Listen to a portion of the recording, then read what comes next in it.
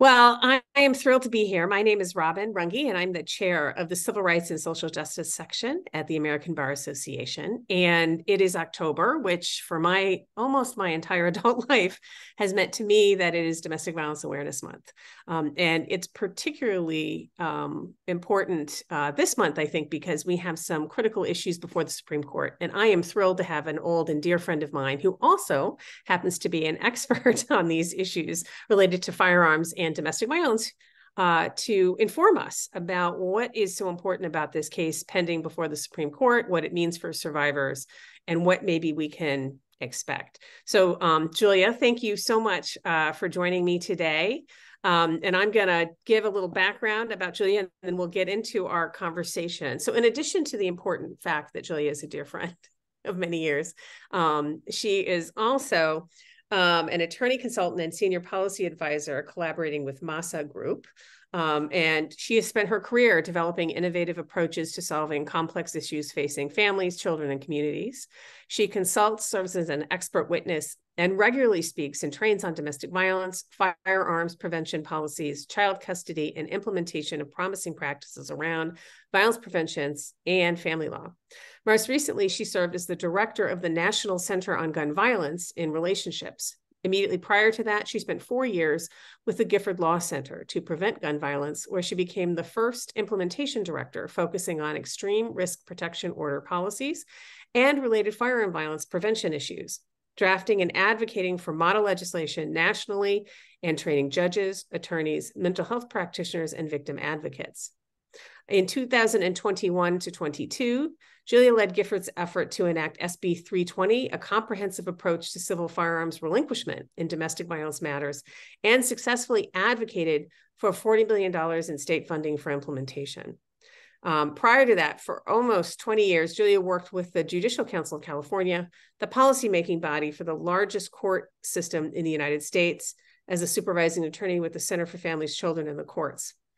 And as I stated before, I think what is so relevant for our conversation today, most of her recent work has focused on the intersection of domestic violence and firearms, with a heavy emphasis on the role family law professionals can play in reducing risk. She also is an adjunct professor teaching domestic violence law each fall at Golden Gate University School of Law. And she's previously taught courses on race, gender, and the law at Washington University in St. Louis, where she obtained her undergraduate and law and social work degrees. And she is a mediator and a member of the California State Bar. So now you really know why I am so thrilled that Julia is able to join us. So if you have been listening to the radio like I have, NPR and other sources for the last couple of weeks, there's been a lot of lead up to today, Julia, because it is what we call in our world of lawyers, first Monday, right? So this is the first Monday of the U.S. Supreme Court. And so this is when Nina Totenberg and others highlight what they think are 3 or 5 of the key cases pending before the court this year. And Rahimi has been mentioned repeatedly. And so I'd love it if you could just start by helping us understand what is the factual situation in Rahimi and why is this such a critical case at this time? Well, thank you so much, Robin. And yes, it's a pleasure to be here with you, a longtime friend and someone I just have tremendous respect for. So thank you very much for inviting me to chat with you today. U.S. versus Rahimi is a case that comes out of the Fifth Circuit involving a Texas individual, Mr. Zaki Rahimi. Mr. Rahimi had agreed to a civil domestic violence protective or restraining order. They go by, of course, both names. This involved his ex-partner. He and she have a child in common. And under both Texas state law and federal law, Mr. Rahimi became prohibited from having firearms as a result of that order, of agreeing to that order. So this involves the code section 18 USC 922 G8. The G section of that federal code includes all sorts of prohibitions on who can have firearms and ammunition. And in this case, the G8 provision addresses folks who are subject to the civil domestic violence restraining or protective order prohibition. So he becomes prohibited, and then subsequently in the months following, he goes around Arlington, Texas, shooting up various scenes. So he goes to a Whataburger restaurant and got upset about some credit card dispute and fires his firearm. He goes to a car accident scene or ends up at a car accident scene and shoots up the car accident scene, leaves, returns, again, shoots up the scene. He shoots at a constable's car. So engages in a series of violent acts involving firearms. Eventually, he is convicted for a number of these offenses, including maintaining or having access to a firearm in violation of that 18 USC 922 G8 of having a firearm when you're not supposed to have one because you're subject to a qualifying domestic violence civil order. So initially, he appealed his conviction prior to the U.S. Supreme Court decision in Bruin that came out last year. And his conviction was upheld. He then re-appealed his case after the Bruin decision, and it was overturned.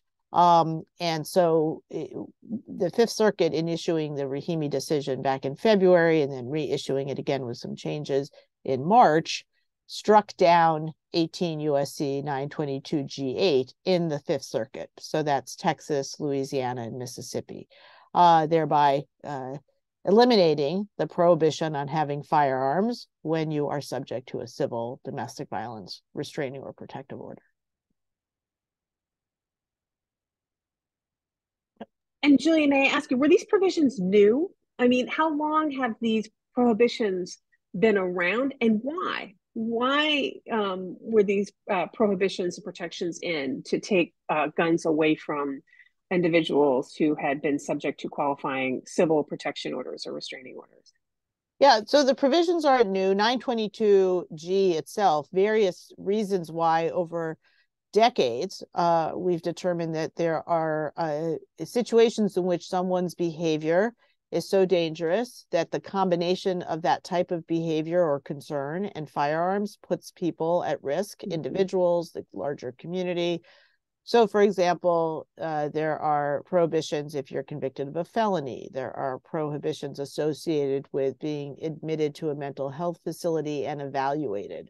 So not just anyone with a mental health diagnosis, but certain situations that are more significant in terms of mental health concerns, a conviction for misdemeanor domestic violence, which results in that case in a lifetime prohibition. For the civil prohibition, we're looking at just the prohibition that exists so long as the restraining order is in place.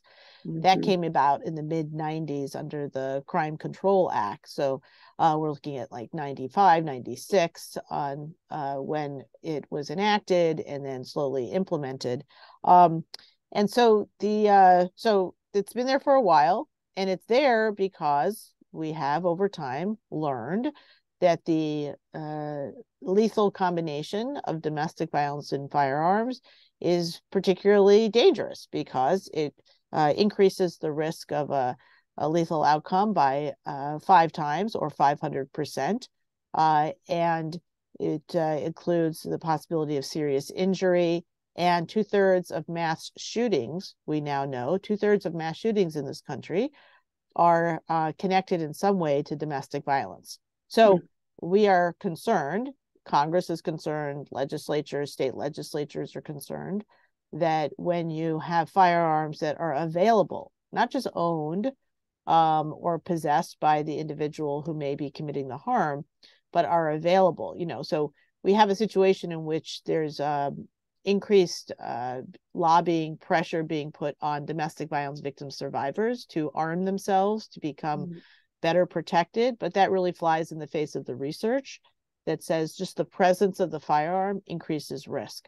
So those prohibitions have been around for a while. And I would certainly argue that since we've been talking about firearms in the United States at the formation of the country and the development of the Constitution, there's been recognition that there are certain instances in which firearms, which are potentially dangerous, even if they're used most of the time for things that make sense, hunting, sports, and so forth, that there are moments in which it is more dangerous to have a firearm And as a result, we need to regulate that. So that kind of history, I think, is also present.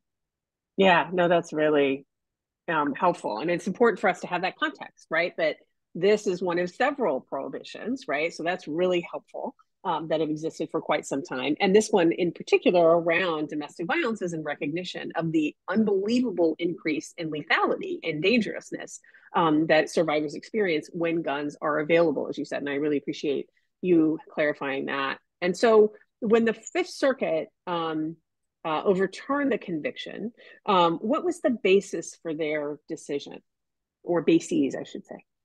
So they took a look at the decision in Bruin, the U.S. Supreme Court decision in Bruin, which was the most recent prior to what we're coming up upon here with Rahimi being taken up by the Supreme Court.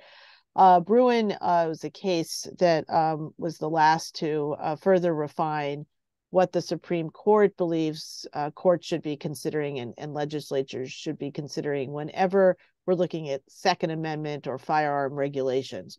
So in Bruin, they issued a test that is now the law of the land that says whenever there's a regulation on firearms, you have to take a two-part analysis. And the first piece of that is determining whether the regulation that the legislature or Congress has passed, whether the regulation impinges on anyone's Second Amendment rights. And so that was an easy one here because he's prohibited.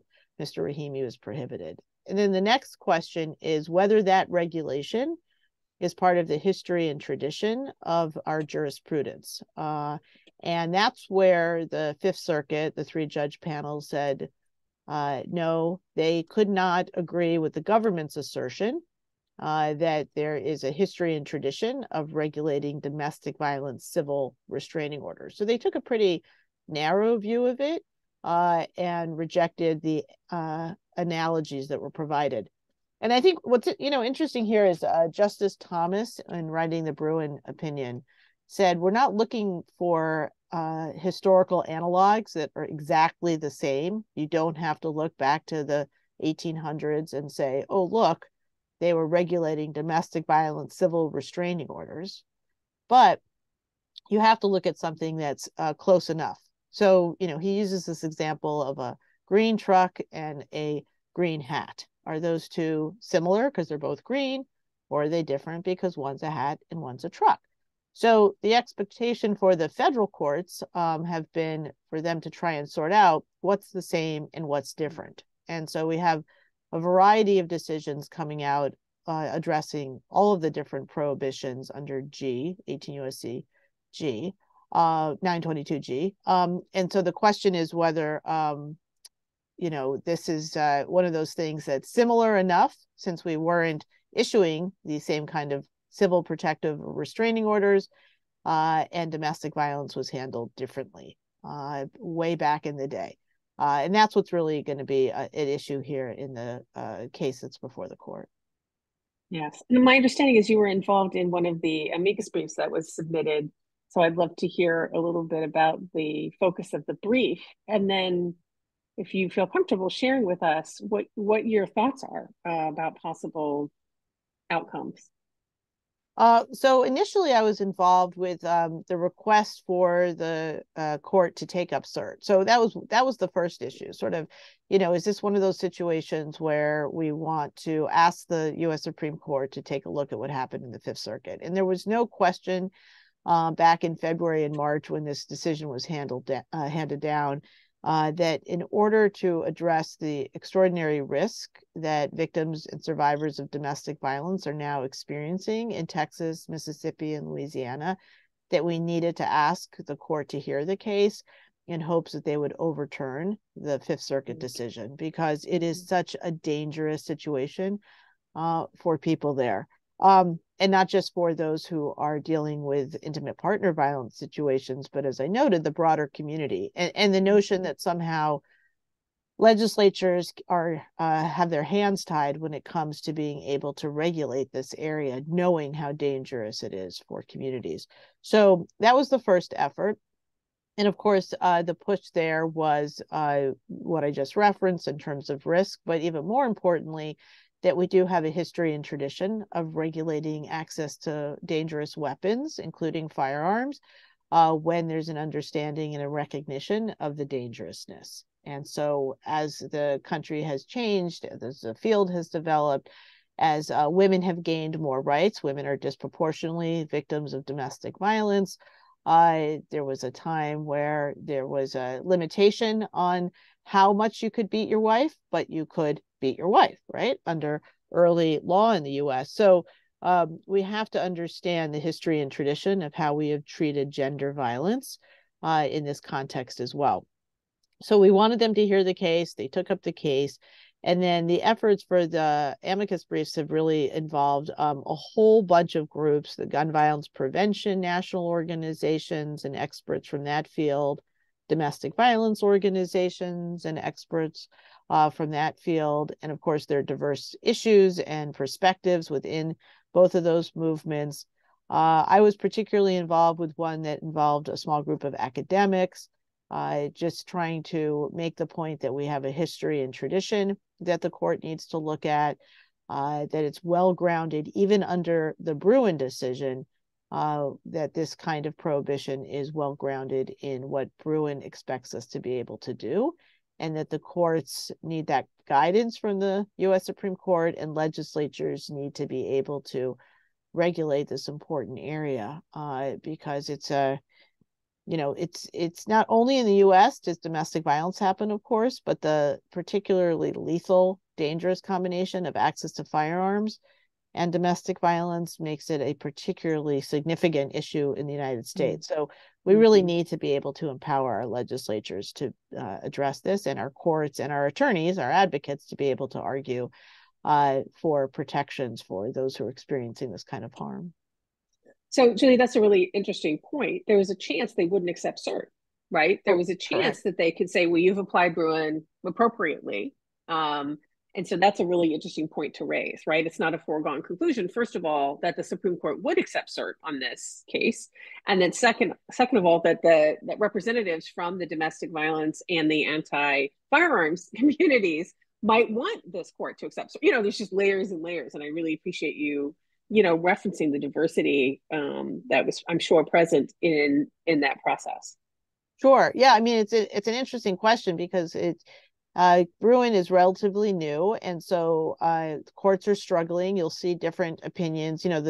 A lower court judge in the Sixth Circuit has an opinion in the Silvers case that says absolutely this prohibition, 18 U.S.C. 922 G8, is very much grounded in the history and tradition of regulation of firearms in the domestic, and so goes through a similar list of analogies and upholds 922 G8. So we know that while that's not the same level as the Fifth Circuit, so there wasn't necessarily a circuit split, there was certainly a lot of confusion and concern about the seriousness. So we appreciated the Supreme Court taking up the case, even though we can't predict what the outcome will be, but there is a lot of hope that there'll be recognition of the long-standing prohibitions that are analogous to this situation, the importance of the legislatures being able to address this very serious combination of public health crises, both domestic violence and